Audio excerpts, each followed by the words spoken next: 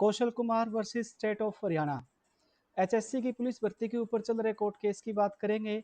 इस केस में एचएससी ने अर्ली हियरिंग के लिए एप्लीकेशन लगाई थी। पहले इसमें जो नेक्स्ट डेट है वो 15 अक्टूबर 2026 दी गई थी। पहले हम इस एप्लीकेशन में एचएससी ने क्या कहा है उसको स्टडी करेंगे। उसके बाद में लास्ट में सारी चीज़ों का कंक्लूजन देखेंगे कि एचएससी क्या करना चाह रही है, क्या इस केस के अंदर एचएससी चाह रही है, वो हम देखेंगे लास्ट के अंदर। पहले एक बार इन्होंने जो एप्लीकेशन लगाई थी वो देख लेते हैं। एप्लीकेशन के अंदर स्टार्टिंग में ये जिक्र करते हैं इंट्रीम ऑर्डर का। वो इंट्रीम ऑर्डर जिससे हाई कोर्ट ने पेटिशनर को अलाउ किया था, प्रोविजनली अलाउ किया था। ये ऑर्डर आया था 4 मई 2026 को। इस ऑर्डर के अंदर हाई कोर्ट ने कहा था, considering the aforesaid judgment referred by the Honorable Supreme Court in Rajasthan High Court versus Rajat Yadav, and also considering the fact that petitioner have scored more marks than the cut of the marks for the general category, it is directed that in the meantime the petitioner shall be permitted to participate on the provisional basis in the CET 2 examination। जिस order के अंदर petitioner को allowed किया गया था उसके बारे में पहले बताया गया है। क्यों अलाउ किया गया था पेटिशनर को? राजस्थान हाई कोर्ट वर्सेस रजत यादव के केस के रेफरेंस के कारण। और ये कहा गया था क्योंकि पेटिशनर के मार्क्स जनरल से ज़्यादा है इसलिए इनको प्रोविजनली अलाउ किया जाता है। ये हाई कोर्ट का ऑर्डर था, पहले उस ऑर्डर के बारे में बताया जाता है। उसके बाद में एचएससी कहती है कि the petitioner were not shortlisted for PMT due to lesser marks in their respective category than the last selected candidate of their category as per notice dated 17/4/2026। फिर एचएससी कहती है कि पेटिशनर को अलो नहीं किया गया, शॉर्ट लिस्ट नहीं किया गया। क्यों शॉर्ट लिस्ट नहीं किया गया? क्योंकि इनके मार्क्स जो है इनकी रिस्पेक्टेड कैटेगरी में जो लास्ट सिलेक्टेड कैंडिडेट था उससे कम है। तो पहली चीज़ तो एचएससी यहाँ पे ये कह रही है कि ये कैंडिडेट शॉर्ट लिस्ट क्यों नहीं हुए हैं, क्योंकि इनके मार्क्स इनकी कैटेगरी में कम है। उसके बाद में एचएससी कहती है कि 75 जो है वो रिट पेटिशन लग चुकी है और 7,500 जो पेटिशनर है वो आ चुके हैं। मतलब टोटल जो पेटिशनर है वो 7,500 बन चुके इसके अंदर। और जो commission has already short listed the educate number of candidates in each category. और एचएससी ने पहले ही जो हर एक कैटेगरी के जो है जितने कैंडिडेट उनको चाहिए थे वो उन्होंने शॉर्ट लिस्ट कर दिए हैं। The grant of interim relief to the petitioner violate the whole selection process. और अगर इन पेटिशनर को आप अलो करते हो तो जो सारा का सारा प्रोसेस है वो वायलेट हो जाता है। And same could not be finalize as per schedule. और जो शेड्यूल बनाया हुआ है उसके अनुसार इनको फाइनलाइज हम नहीं कर पाएंगे। which is being done by the applicant commission as per the relevant rule instruction as well as the advertisement। और जो कि हमने रिलेवेंट जो रूल थे, इंस्ट्रक्शन थी और जो एडवर्टाइजमेंट थी उसके हिसाब से हमने प्रोसेस करवाया है। फिर आगे एचएससी कहती है petition permitting 7,500 petitioner by treating them against the general category candidate would seriously prejudice the right of the candidate who are not even made parties to the present right petition। फिर कहते कि अगर इन 7,500 candidate को अगर अलो किया जाता है तो जनरल कैटेगरी के जो राइट है वो इफेक्ट होंगे और उनको पार्ट इस केस के अंदर पार्टी भी नहीं बनाया गया। यहाँ पर एचएससी ये कहना चाह रही है कि जो रिजर्व कैटेगरी है उनके जितने गुना कैंडिडेट चाहिए थे वो हमने बुला लिए।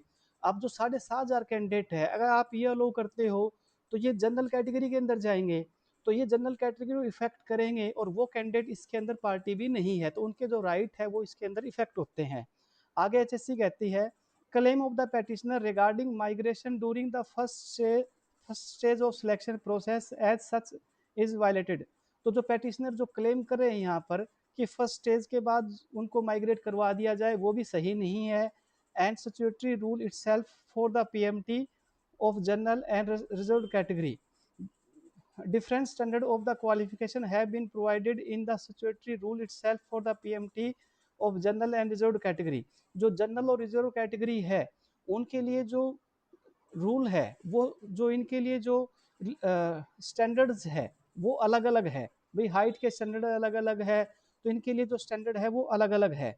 ए reserve category candidate who is to be selected on the relaxed standard as per The extract rule itself cannot be permitted to migrate to general category in the view of the law laid down by the Honorable Supreme Court in the case of Railway Protection Force versus Premchand Kumar. तो ये एक railway protection force का एक supreme court का judgement का हवाला देते हैं। उसके अंदर कहते हैं कि रिजर्व कैटेगरी या कैंडिडेट अगर किसी भी रिलैक्स स्टैंडर्ड में सिलेक्ट होता है तो वो जनरल के अंदर माइग्रेट नहीं कर सकता। उसके बाद में एक केस का और हवाला दिया जाता है, union of India versus Sajeev Roy, जो हमने 2-3 दिन पहले डिस्कस किया था। उस जजमेंट का जो ऑर्डर है वो पूरा का पूरा लिखा जाता है। उसका मतलब यही था कि जो रिलेवेंट रूल है और जो एडवर्टाइजमेंट है उसके अनुसार प्रोसेस करो। वो अगर बार करती हो, आप जजमेंट देखना चाहो तो पूरा का पूरा आप वो देख सकते हो। इसके बाद में कहते हैं कि कमीशन ने जो है वो 15 गुना कैंडिडेट जो है वो कैटेगरी वाइज बुला लिए हैं। और इन जो 7500 कैंडिडेट है पेटिशनर जो है, अगर आप इनको एडिशनली अलो करते हो तो ये एक फाइनेंशियली बर्डन होगा, ये एचएससी कहती है। इसके बाद में एचएससी कहती है it is requested before the honourable court to kindly allow present application. जो प्रजेंट एप्लीकेशन है हम हाई कोर्ट से रिक्वेस्ट करते हैं कि उसको अलो करे। प्रजेंट एप्लीकेशन किस चीज़ की? अर्ली हियरिंग के लिए। तो हमारी अर्ली हियरिंग के लिए जो एप्लीकेशन है उसको अलो किया जाए। Prepone for early date of hearing, early date of hearing दी जाए इसके अंदर।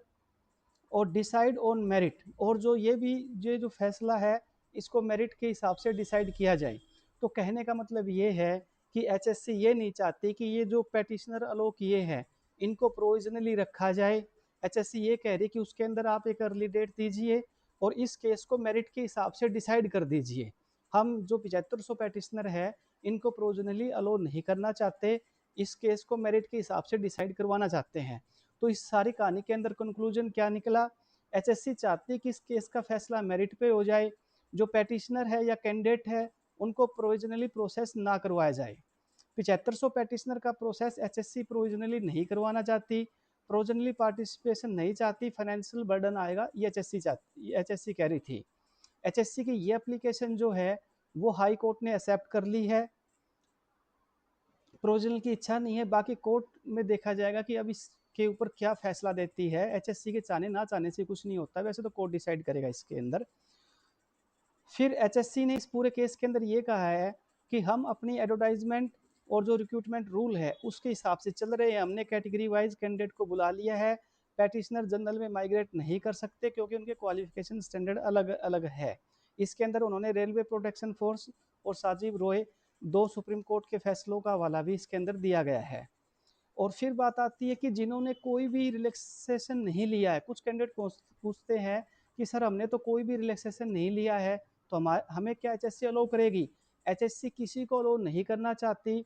उसने चाहे कोई रिलैक्सेशन, जैसे एज वाला देख सकते, फिलहाल तो पीएमटी हुआ नहीं है।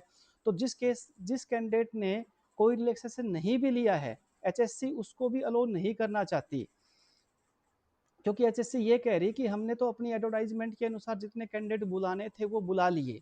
तो यहाँ पे वो मैटर भी नहीं है कि किसने रिलेक्सेशन नहीं लिया तो उसको अलो करेगी एचएससी। एचएससी किसी को अलो नहीं करना चाहती।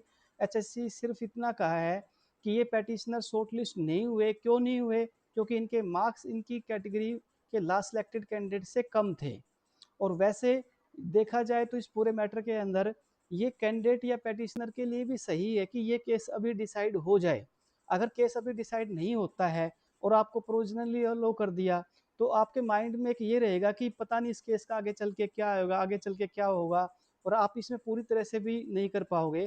तो एक बार केस मेरिट पे डिसाइड हो जाए तो आप भी टेंशन फ्री हो जाओगे। अभी जो आपकी स्ट्रेंथ है वो 7500 है।